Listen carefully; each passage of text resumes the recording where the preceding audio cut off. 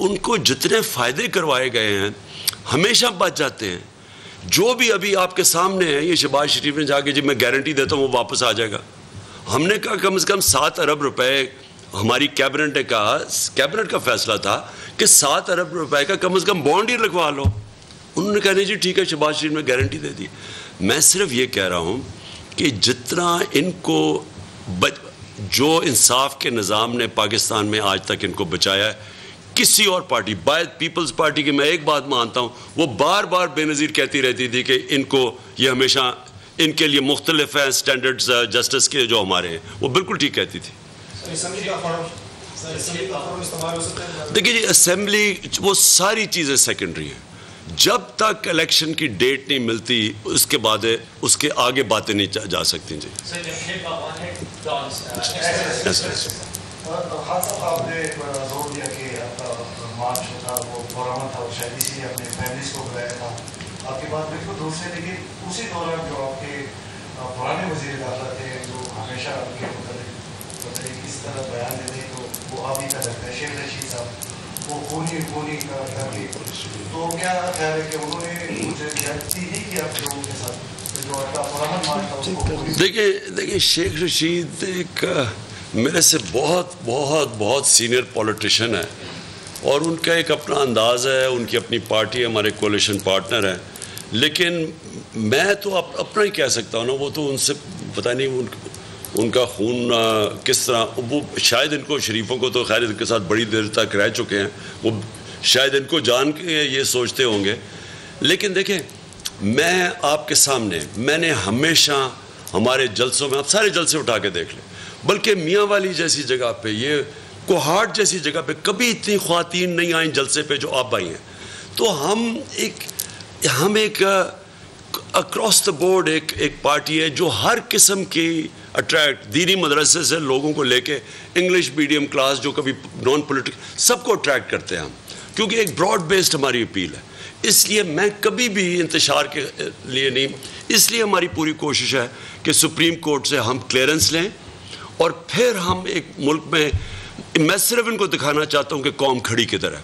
میں جب بلاؤں گا اس بار یہ لوگوں کو, سپریم کورٹ کی ایک دفعہ کلیئرنس ہمیں ہو جائے کہ یہ گلو بٹ ہے ان کے, اور یہ جو انہوں نے خاص طور پہ چینجز کیے ہیں, انہوں نے پولیس میں چینجز کیے, بیوروکریسی میں چینجز کیے, اپنے وہ خاص لوگوں کو لانے کے لیے جنہوں نے یہ تشدد کیا. میں صرف سپریم کورٹ سے پروٹیکشن چاہتا ہوں. میں آپ کو آج دعویٰ کرتا ہوں کہ پاکستان کی تاریخ میں کبھی اتنی پبلک نہیں نکلے گی جو ہم نکالیں گے. میں ایک ایڈ کرنا چاہوں گا خان صاحب کی اجازت سے.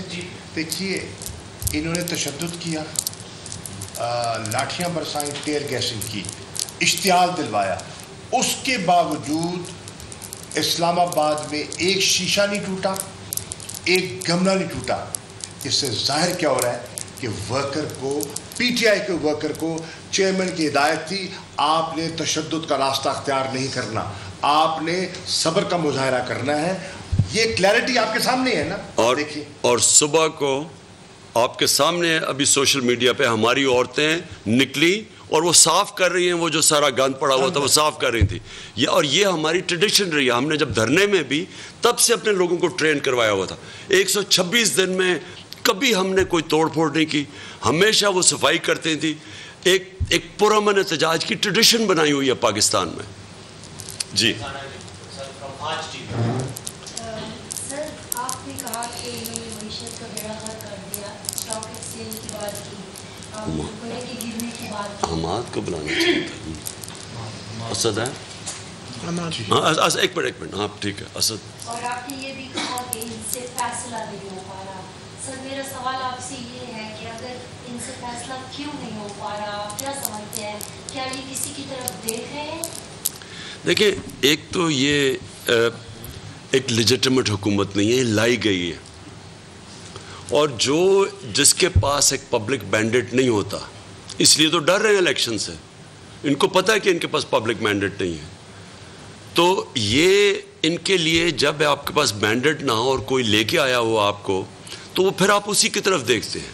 یہ جو انہوں نے آئی ایم ایف کی بات مان کے پٹرول مہنگا کر دیا ہے اتنا, اور ڈیزل مہنگا کر دیا ہے, اور روس سے جو حماد اظہر کو میں نے خاص بلایا, انہوں نے ڈیل انہوں نے تو بلکہ آپ کو لیٹر بتایا جو ہماری امریکیوں سے روسیوں سے ڈیل چل رہی تھی.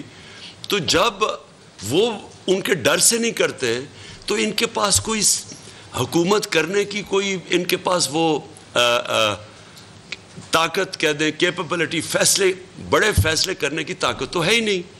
انہوں نے ابھی تک جو کہتے جی ڈیزل ہم نے بڑھانا ہے تیل بڑھانا ہے کیونکہ انہوں نے روس سے تو امپورٹ نہیں کرنا تو وہ بھی ان سے کیا جا رہا تھا. وہ نواز شریف کچھ کہہ رہا ہے اسحاق ڈار کچھ کہہ رہا ہے یہاں کچھ کہہ رہے ہیں.